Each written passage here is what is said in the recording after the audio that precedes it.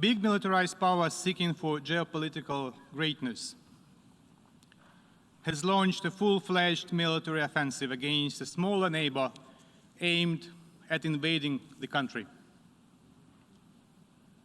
Deadly airstrikes dropped on civilians' heads across the entire country, and the Russian troops crossed Ukraine's borders from the territory of Russia, Belarus, and the occupied parts of Ukraine's Donbas and Crimea.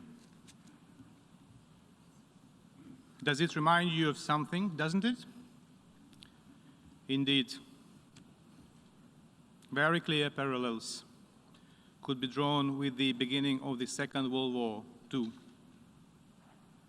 And Russia's course of action is very similar to what their spiritual mentors from the Third Reich employed on the Ukrainian land 80 years ago.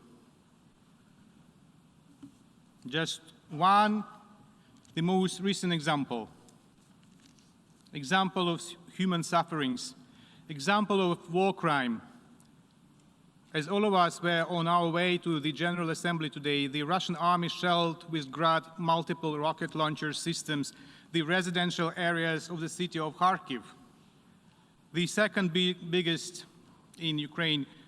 Innocent civilians have been killed and wounded. The exact numbers is very difficult to estimate because of the warfare, while the negotiations are still underway at the border with Belarus.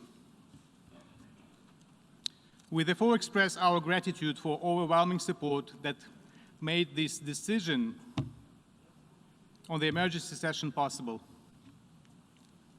We are grateful to the President of the General Assembly for his taking care of this idea well in advance.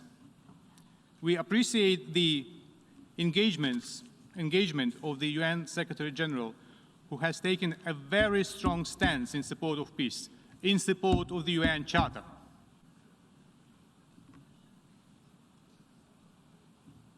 We have been prompted to call for an emergency special session as the level of the threat to the global security has been equated to that of the Second World War,